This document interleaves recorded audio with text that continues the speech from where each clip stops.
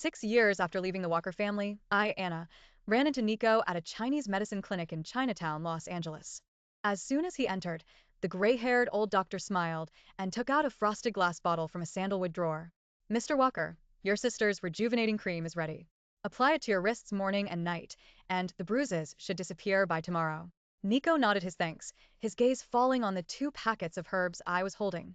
He paused for a moment. Get her another bottle of rejuvenating cream. Put it on my bill. I politely shook my head and scanned the code to pay for my own medicine. He sighed softly, a hint of relief in his voice. Anna, you've matured a lot. I twitched the corners of my lips, not answering. It wasn't maturity. It was finally recognizing that the daughter of a kidnapper wasn't worthy of being a Walker family heiress. I tucked the herbs into my coat pocket and turned to walk out into the drizzle. The wet eyelashes blurred the neon lights of the street. When I wiped the rain from my eyes, Niko was already standing in front of me. Anna, take this. He forcibly shoved the rejuvenating cream into my hand. This cream, priced at $15,000 a bottle, was a sought-after beauty treasure coveted by Hollywood actresses, extremely hard to get. I withdrew my hand and took a step back, smiling calmly and properly. No need. Thank you. It's too precious. I'm afraid Miss Walker would misunderstand. After all, I didn't have any hands left to be chopped off by her. Niko's expression instantly froze, and his eyes actually reddened. Anna, are you still hating me for what happened 6 years ago? He looked full of sorrow. You made such a big mistake. I punished you for your own good. Now that you've become so sensible, I'm relieved. I forgive you, come home. I promise you, I will treat you and Emily fairly from now on. You are both my sisters, equally important. Fairly? I was stunned. There was no expected grievance, nor the hysteria of 6 years ago. There wasn't even a hint of desire to refute, as calm as an outsider. I shook my head and sincerely told him, I have a home. I won't be going back to the Walker family. Niko's smile was full of bitterness. Then can I take you home? I didn't understand his sudden persistence, and pointed to the ride-hailing car not far away. No need. The car I ordered is here. As the car door closed, Niko took 2 steps in pursuit in the rain, then stopped restrainedly. He seemed to say something, but the sound of the rain blurred the words, and I didn't want to hear them clearly either. The car was warm and dry, and I looked at the streaks of rain on the glass window, and suddenly remembered the remote town that had imprisoned most of our youth. Since I was 5 years old, I knew that my mother had been kidnapped from New York by my father. At that time, she was already pregnant. My mother gave birth to a boy, but not my father's child. The boy's treatment was no different from the cattle and sheep on the farm. And I, this biological daughter, because I could be sold by my father to the town butcher for money, had a much better life than my brother. My father lost money gambling, he beat him. He got drunk, he beat him. He was angered by my mother, he still beat him. I had never seen a piece of intact skin on my brother's body. During the day, my father would let my brother out to do farm work and take care of me. At night, he would chain us to the foot of the bed, listening to his mother's screams as he beat her. My brother would always cover my ears tightly, and the tears he forced back would drip on my face, silently. And all I could do was give him a large portion of the bread my father left for me, so he could survive. When I was 14, my mother passed away. My father's turbid gaze fell on me. I looked distinctly like my mother, fair and beautiful. I knew my chance had come. One night, I lured my father to the back mountain, carrying a hunting knife, and left a call for help to my brother. A day later, my brother led a group of people into the mountain to find me. I was covered in blood but didn't shed a tear, but he held me tightly in his arms and cried heart-wrenchingly, Anna, we have a home now. Brother will definitely protect you and never let anyone hurt you again. I believed him. He raised me single-handedly, smart and capable, unlike the crude boys in town. After returning to the Walker family, with the support of top resources, his talents were able to be fully displayed. He became the Walker president, who was feared by everyone in the Los Angeles business community, and he spoiled me into the most pampered wild rose of the Walker family. Gossip never stopped, but before those words could reach my ears, the disseminators had already disappeared from Los Angeles. On my 18th birthday, the fireworks of the entire city bloomed for me. My brother stubbornly declared to everyone, without Anna, there would be no Niko. Anna is the only jewel in the Walker family's palm. At the banquet, he held my hand warmly and firmly. Brother's shoulders are wide enough. My Anna only needs to move forward safely and happily, leave all the wind and rain to me. That year, I became an apprentice to a top artist, and the paintbrush in my hand brought my talent to the extreme, becoming a peerless genius painter in the art world. My brother's promised first large-scale art exhibition in the United States also began to be prepared. I was immersed in the happiness of being loved, but I didn't know that all the gifts bestowed by fate had already been marked with a price in the dark. It was also that summer that Emily appeared in the Walker family. After the nanny, Mary, was diagnosed with cancer, her daughter, Emily, who was from a poor family but filial, took the initiative to take over the work. She was very diligent, but timid and fearful, except when watching me paint, her eyes were full of sparkling desire. At first, my brother always unceremoniously hit her. My sister's talent is something you can't envy. She didn't dare to refute, but picked up the waste drafts from my trash can and imitated them, forgetting to eat and sleep. After fainting several times due to physical exhaustion, my heart softened, and I took her in and out of the teacher's studio together. She had no artistic talent, only mechanically imitating and plagiarizing. After being criticized by the teacher as having form but lacking spirit and being brutally rejected, I repeatedly begged the teacher without success, so I could only persuade her to choose a path suitable for her and fully fund her education. She thanked me profusely, promising never to forget my kindness. In those 6 months, I was busy preparing for the art exhibition and painting competition, and often didn't have time to eat.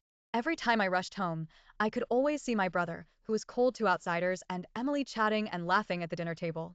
My brother's smile increased, and he would occasionally joke, "Anna is so busy. Emily is becoming more and more like my sister."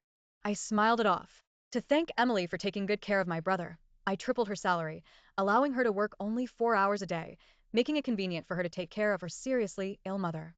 My brother still treasured me as a pearl, unconditionally supported my career, and personally handled my art exhibition. I never doubted that I was the most important person in the world to him. Until the day of the International Painting Competition Finals, as the player with the highest voice to win the championship, I stood under the spotlight, radiant. The speech I had rehearsed countless times in my heart had 15 out of 18 sentences related to my brother.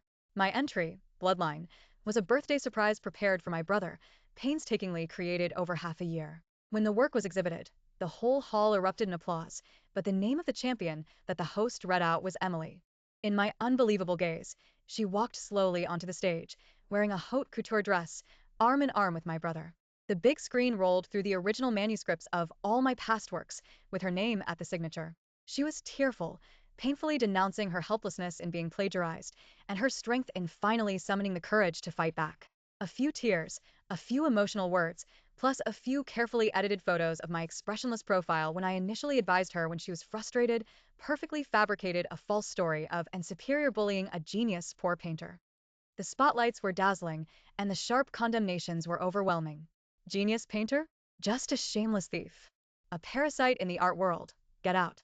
Apologize to the victim. The blood instantly froze, my eyes widened, and I lost control and roared on the spot. My brother, however, quickly protected Emily, his eyes cold as frost. "Anna, you are shameless, but I am not. Return the honor to Emily and get out." The fairy tale collapsed with a bang, love turned into foam, and reality pierced the heart like a sharp blade. I couldn't accept this sudden betrayal, and grabbed everything I could get my hands on and threw it at them, wanting to tear apart Emily's hypocritical mask. In the end, I was forcibly restrained by security and dragged away from the scene in disgrace. That night, Emily held the trophy that should have been mine, knelt in front of me, and cried, trembling all over, "Sister Anna, my mother is dying. She just wants to see me successful. Please don't pursue it anymore. Don't stimulate my mother. Is my mother's life not as important as your fame and a few paintings?" I was filled with confusion. Seeing the fleeting triumph on the girl's wet, innocent face, I suddenly remembered our first meeting. She was being treated like a toy by the upper-class young masters and misses, forced to crawl around the room and bark like a dog. I was the one who grabbed an ashtray and smashed the champagne tower, raising my bloody hand to pull her up. She was terrified and weak, hiding behind me and stammering, begging me to calm things down. I, holding a handful of broken glass, warned fiercely, "Anyone who dares to touch my people will pay the price."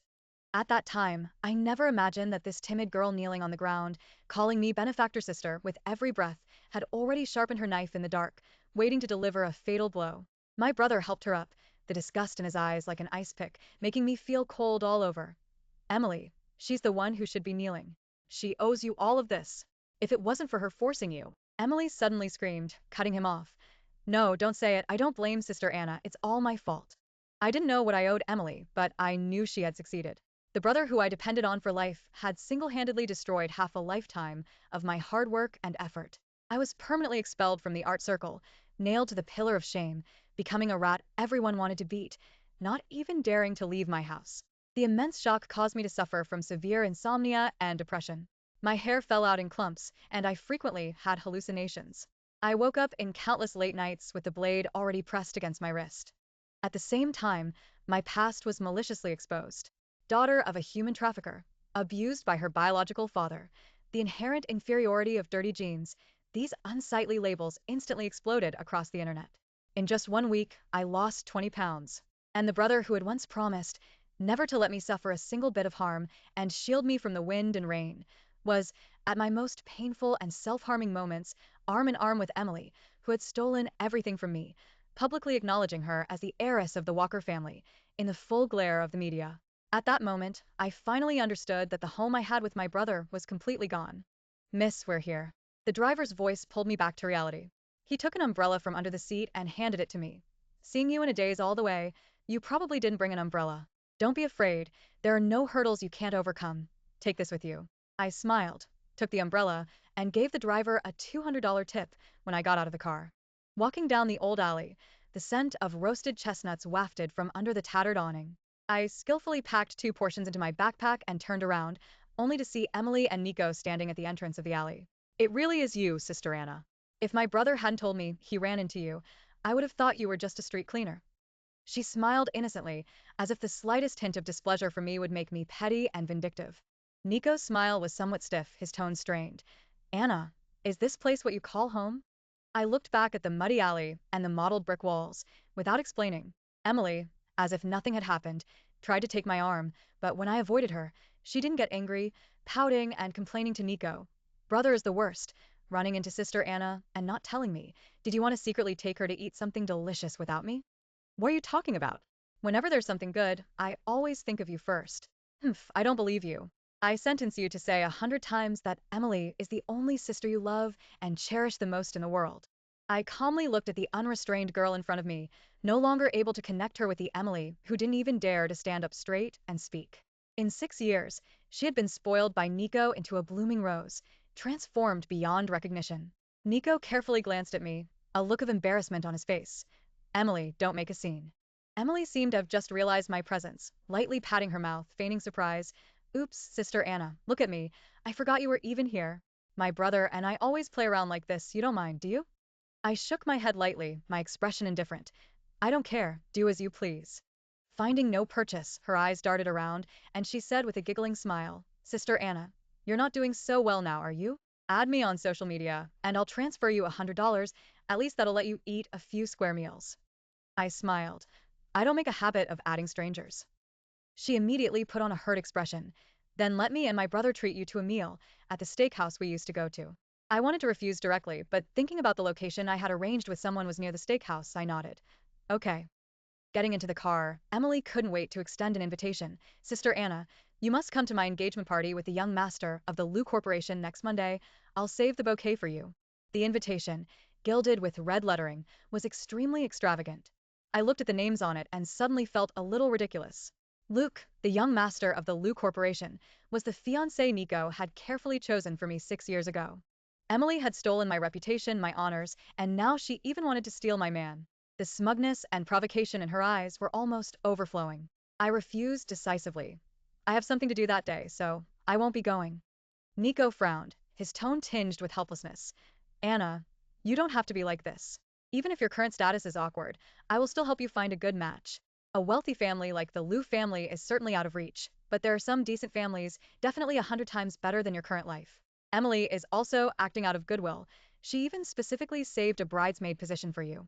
Emily immediately put on a wronged look. Sister Anna, are you still holding a grudge about what happened 6 years ago? It's fine if you blame me, but you really misunderstood my brother. He said a lot of good things for you, otherwise, because of your kidnapping a child incident, you would still be in jail right now. I sincerely nodded. Then thank you, CEO Walker, for your leniency. If you regret it, it's not too late to send me in now. The car fell into dead silence, and the two finally shut their mouths. I leaned back in the seat, my gaze unfocused as I looked at my hands. That year, I was too young. One was my closest brother, and the other was a girl I treated like my own sister. I never imagined that they would betray me together. especially after learning that my brother had given Emily my first large-scale art exhibition, which should have been mine. The extreme anger and grievance completely overwhelmed me. I wrapped myself up tightly and sneaked into the exhibition. What came into view was Bloodline, the painting I had given to my brother, torn into pieces and scattered on the ground. I knelt on the ground, tears streaming down my face. Even after being slandered and betrayed, I had always hoped that the lifeblood I had cultivated day and night could still shine and heat. But I was wrong. In Emily's hands, they would only become knives to stab me with. The lights suddenly came on, and a group of people rushed in and pressed me to the ground. My mask and coat were forcibly pulled off, and Emily sobbed, "Sister Anna, just because you can't have it, you're going to destroy my hard work?" My eyes were bloodshot with hatred, but I was powerless to resist, my hoarse voice full of blood and foam. "Emily, tell me, why are you doing this to me?" A document was suddenly thrown in front of me. I stared at the bolded severance of family relationship letter on it, my mind blank. My brother's cold voice had no warmth. "Sign it or call the police. The choice is yours." I looked at him and laughed, the tears streaming down my face. Signing my name, I left in a disheveled state when someone suddenly exclaimed that a 5-year-old child was missing. I was immediately taken into custody. Half an hour later, the child, bound hand and foot, was found in the restroom, insisting that I had lured him there with a piece of candy. The out-of-control child's mother rushed up and punched and kicked me, threatening to cut off my hands. I lay in a pool of blood, and Emily finally stepped forward, looking troubled. "Sister Anna, it turns out that the genes of human traffickers are really hereditary. You shouldn't have done that. I can't help you this time." My eyes were red as I looked at my brother, at the man who said he would give me a home, shield me from the wind and rain, and never let me suffer any harm. But he just stood there, the disgust in his eyes as if he were looking at something extremely dirty. "You really are his daughter, with the same dirty blood flowing through your veins. I really regret bringing you back to the Walker family." At that moment, I suddenly felt that I should have died in that small town when I was 14, died the day he came back to find me. My hands, forcibly chopped off, were eventually thrown to a pack of wild dogs. I fainted on the side of the road like a walking corpse and was taken to the hospital by kind-hearted people, where I walked through the gates of hell. Someone anonymously gave me a blood transfusion, and I survived. After experiencing all this, I had to face reality and accept my fate. The car arrived at the steakhouse entrance. Emily ran off to choose the sauce, and Niko sat across from me, the smoke blurring his face. His voice was somewhat choked. "Anna, I'm sorry. I just wanted to teach you a lesson 6 years ago. Later I went to the hospital to look for you." The phone on the table suddenly rang. I raised my hand, interrupting him, and looked at the words "brother" popping up on the screen, smiling as I answered it. "Yes, I'm at the steakhouse. Come over here." After chatting for a few words, I hung up the phone, only to realize that the two in front of me were stunned. Niko's voice was a little tight. "Anna, who were you talking to?" I generously admitted, "My brother." Ignoring his suddenly pale face, I took out a simple and elegant invitation card and pushed it over. "Also, I really do have something to do next Monday. I'm getting married."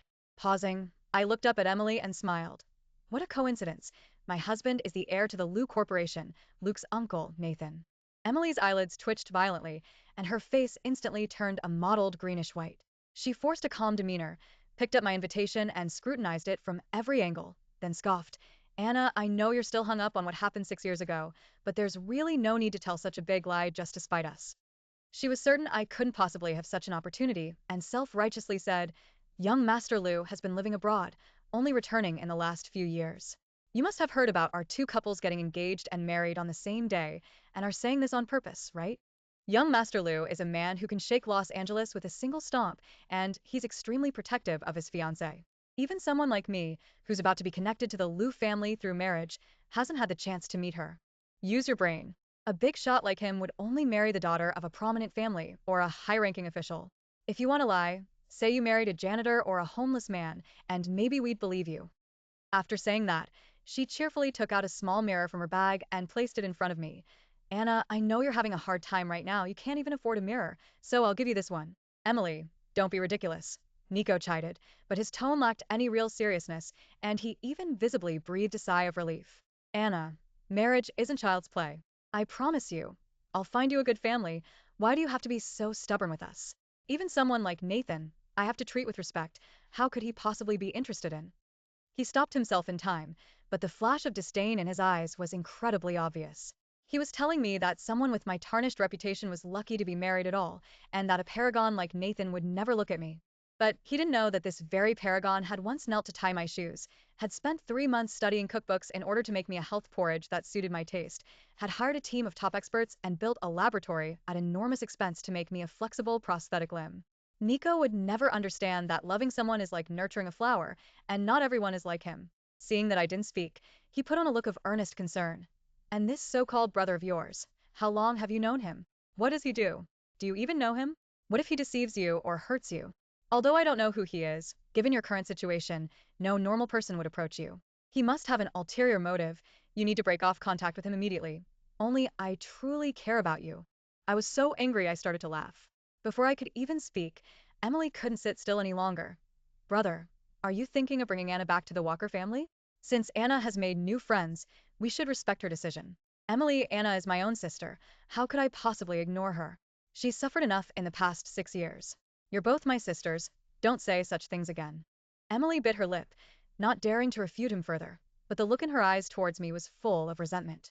I suddenly felt that she was quite pathetic. She had stolen something that didn't belong to her and lived in constant fear, afraid that one day she would have to return it.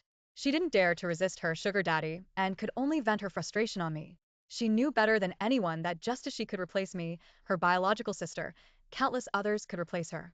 Niko, at his core, was a conceited and despicable person. These so-called siblings were not nearly as loving as outsiders imagined.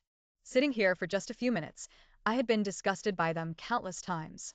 Afraid of spoiling my appetite later, I got up, took out $200 bills from my bag, placed them on the table, and prepared to leave. Niko became anxious.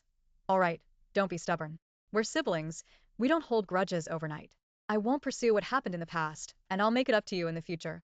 I felt a wave of revulsion, like a toad had jumped onto the back of my foot. I struggled to break free, but Niko gripped me tighter. In the next instant, with a snap, my wrist was pulled off, revealing the joint of my prosthetic limb. Niko was stunned. I, however, started to laugh out of anger. President Walker, you're so busy you have a bad memory, so let me remind you, I have absolutely nothing to do with you anymore. My brother, my fiancé, no matter what kind of person they are, they won't be more likely to deceive me, hurt me, or disgust me than you. What you should be doing right now is to go and appease your most beloved, only precious sister, Emily. But Niko didn't seem to hear my words. He grabbed my arm, stared at the now healed stump where my hand had been, and his face instantly turned as pale as paper. He was incoherent, his face full of bewilderment. How could this be? Your hand. Anna, I didn't know this would happen. I clearly had someone send your severed hand too. Emily suddenly interrupted with a loud cry. Brother, my rejuvenating cream is gone. Her voice was loud, immediately attracting the attention of passers-by. My heart sank, and I instantly understood that she was going to repeat her old tricks. Sure enough, she sighed, putting on an understanding expression. Anna, that rejuvenating cream was specially made for me by brother. If you really wanted it, you could have told me, and I definitely would have given it to you. After all, we were family once. But why did you have to steal it? I asked coldly. What proof do you have? There are only 3 of us here. Who else could have stolen it if not you? And, she deliberately paused, looking troubled, you have a criminal record. Passers-by immediately started to gossip. I was wondering why she was so eager to leave before even ordering food, so it turns out she stole something. Rejuvenating cream, that's $15,000 a bottle. You can make a lot of money reselling it. Look at her poor and wretched appearance. She's probably a repeat offender. Don't say that, Emily immediately retorted. Even though Anna has a criminal record, I still want to believe in her. She must be in a difficult situation. I actually understand her quite well. She's really pitiful, having a trafficker father and being violated by her biological father. It's not like she could choose any of that. Everyone, please don't scold her anymore. I was like an outsider, watching her performance with a blank expression. She hadn't changed a bit, never forgetting to package herself as a kind and generous white lotus in order to highlight my wretchedness. But for some reason, at this moment, I could see a hint of unconcealable guilt on her face. Seeing this, Niko rubbed his brow wearily.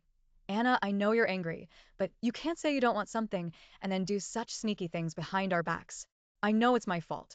I don't blame you for stealing. Come home with me. I'll make it up to you in the future. I held the black card in my hand, feeling an immense sense of irony. Recalling how he had thrown me out of the Walker family like trash back then, penniless and nearly starving to death on the streets, now he was playing the role of a devoted brother again. I tried hard to return the card to him, but Niko gripped it even tighter. From the crowd, someone suddenly exclaimed, "This person seems to be Anna, the art world scammer who caused a sensation online 6 years ago. Her biological father is a human trafficker." As soon as these words were spoken, everyone scattered as if they had seen a plague. Someone spat in disgust.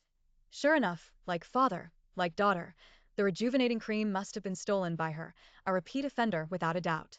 I heard she even abducted children. Why hasn't this kind of scum been arrested yet? Support the death penalty for human traffickers. Every second they live is an injury to families who have been trafficked. Enough. All of you shut up. Niko suddenly shouted loudly, glaring at Emily with an ugly expression. Then, he took out a black card from his pocket and stuffed it into my hand. "Anna, I'm sorry, I know you've suffered these past few years. It's my fault. I don't blame you for stealing. Come home with me. I'll make it up to you in the future." I held the black card, feeling nothing but irony. Remembering how he had thrown me out of the Walker family like trash, penniless and nearly starving to death on the streets, now he was playing the role of a devoted brother again. I tried hard to return the card to him, but Niko gripped it even tighter. Two tall figures suddenly walked into the steakhouse. Nathan immediately took off his suit jacket and draped it over me, his voice full of concern. "It's raining outside. Didn't I tell you to wait for me at the entrance of the traditional Chinese medicine clinic? Did you get wet?" I shook my head, and like presenting a treasure, I took out sugar-roasted chestnuts from my bag, peeled one, and stuffed it into his mouth. He narrowed his eyes and smiled contentedly. My wife is the best to me. Standing beside him, Chinya's teeth ached. Ignoring Nathan's black face, he snatched the chestnut from my hand. "My sister bought it. Why should you eat them all?" He threw one into his mouth, turned his head to look at the dumbfounded Niko and Emily, and raised an eyebrow.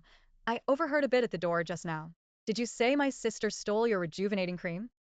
Emily came from a poor background and had been mingling in elite circles for 6 years, relying on her title as the Walker family's daughter to get to know many people, but she had never come into contact with the real top tycoons. She was arrogant and thought that whoever was with me couldn't be a big shot. She snorted coldly. "What? You want to compensate for her? Let me tell you, a bottle of rejuvenating cream costs 15,000 US dollars. You couldn't afford it even if you sold your blood and kidneys." Chini chuckled. "It's not that bad." He snapped his fingers, and the bodyguard behind him immediately brought over two bulging suitcases. The zippers opened, and a full 2 boxes of rejuvenating cream were dumped onto the table. Emily was instantly stunned, her face turning incredibly ugly. Chini stuffed the unfinished chestnuts into his pocket and stood up. "I've compensated you for the rejuvenating cream. Now, let's settle the score for your slander of my sister." As soon as he finished speaking, a chubby figure hurried in, the owner of the steakhouse. He respectfully handed over a tablet. "Mr. Chin, the surveillance videos have all been copied. It's all here." The bodyguard took the tablet and opened the video in front of everyone. The video wasn't long, but it clearly showed Emily taking advantage of the opportunity to choose sauces and hiding the rejuvenating cream in the bottom layer of the sauce station. She had a good plan. If the slander succeeded, she would take the thing back later. If it didn't succeed, she would say it was hidden by someone else and she couldn't find it either. Either way, she could get away unscathed. Emily's lips trembled. Faced with the irrefutable evidence, she could only force a smile. I was just joking with my sister." Before she could finish speaking, a dagger suddenly stabbed at her. She screamed and fell to the ground, her pupils shrinking. The next second, the dagger stuck between her legs. Emily trembled all over, and a damp patch quickly spread. Chini glanced at her mockingly and smiled wickedly. "What are you afraid of? I was just joking with you too." Niko, who had been silent for a long time, finally recognized the person in front of him after repeated confirmation. He gasped sharply, "Chini, the living Yama, of the Los Angeles underworld, the youngest member of the Chin family who had connections in both the white and black worlds. 4 years ago, he was ambushed by enemies and nearly died in a car accident. He suddenly announced that he had a sister and became a notorious sister-doting maniac. Niko never expected that this sister would be me. He approached fearfully, but couldn't utter a single one of his prepared words, only to be interrupted by Chin Yi raising his hand. "It was you who told my precious sister to break up with me just now." Niko opened his mouth, but finally forced out a sentence. "Anna is my sister." "Oh? Is that the sister you slandered? The sister you betrayed? The sister you cut off her hands?" "Niko, the person you didn't cherish is the apple of Chinya's eye. Remember this, from today onwards Anna is only my sister. If you dare to try to take advantage of her again, the Walker family won't need to stay in Los Angeles." Emily, who had crawled up from the ground, covered her wet skirt, both ashamed and resentful. A mere Chin family dares to threaten us? I'm about to marry the eldest son of the Liu family. The Liu family is the richest family in Los Angeles. Yuqin family wait for bankruptcy. Her face was full of triumph, as if she could already see the Qin family collapsing. Niko looked at me, reached out his hand, and struck a savior pose. Anna, come to your brother's side. I will protect you. The next second, a cold voice suddenly sounded. Oh? Then you probably don't know that you will never be able to enter the Liu family's gate again. Niko and Emily were both stunned. When they saw the man with his back to them turn around, they felt as if the sky had fallen. Liu, Mr. Liu. Uncle Liu. Nathan chuckled, his fingertips gently caressing my prosthetic limb, but the smile didn't reach his eyes. You failed to climb the professor's bed, so you went to seduce the judges of the painting competition. After being used as a toy and having nude photos taken, you turned around and slandered Anna for forcing you into prostitution. You stole Anna's paintings and then cruelly destroyed them, and you found two 18-line actors to slander Anna for child abduction at the art exhibition. Afraid that Anna's talent would overshadow you, you cut off her hands and threw them to wild dogs, and you had the hospital give her a euthanasia injection.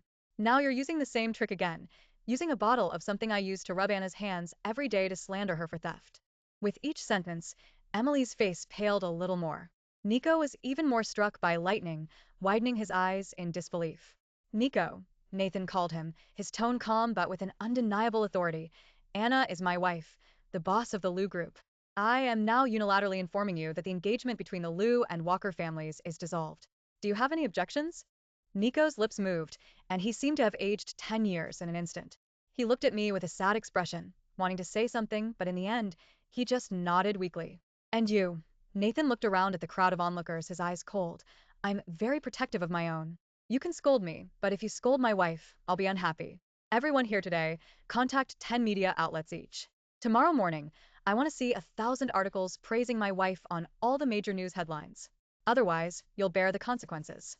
Everyone was so frightened that their faces turned pale, and they could only nod desperately. After all, one word from Nathan could make them disappear completely from Los Angeles. Walking out of the steakhouse, Qin Yi and Nathan guarded me on either side. From the steakhouse behind us, we could vaguely hear the sound of fierce smashing and cursing. Wasn't I good enough to you? Why did you slander Anna? You made me hurt her and drive away my own sister. You stole everything from Anna, and you cut off her hands, Emily. You deserve to die. You made Anna suffer so much. You made me lose my sister. What face do you have to occupy the position of the Walker family's daughter? You deserve to die 100 times. The sound of fists and kicks accompanied Emily's shrill cries, finally ending in the terrified screams of passers-by. The next day, the headlines in Los Angeles exploded. Emily was pressed into a boiling steak frying pan by Niko and suffocated to death. By the time the police arrived, her entire face had been scalded. A week later, my wedding with Nathan caused a sensation throughout Los Angeles. Nathan hugged me tightly and sighed. If I had known that one blood transfusion could get me such a good wife, I should have squatted in the hospital every day donating blood. Sure enough, it pays to be kind. I couldn't help but laugh. Yes, my kind person. Qin Yi, who insisted on being the driver himself, tapped the steering wheel, his tone unkind. Okay, stop showing your affection in front of me. If you dare to treat my sister badly after marriage, I'll peel off a layer of your skin. Nathan shrugged confidently. You won't have the chance. Watching the two of them argue about who was better to me, until their faces were flushed, I couldn't help but smile. The wedding car slowly started and, halfway through, brushed past a police car transporting prisoners. I saw Niko clinging to the iron bars, crying his heart out, just like he did when he was 14 years old, when he went into the mountains to find me. I immediately closed the car window. Phooey, bad luck.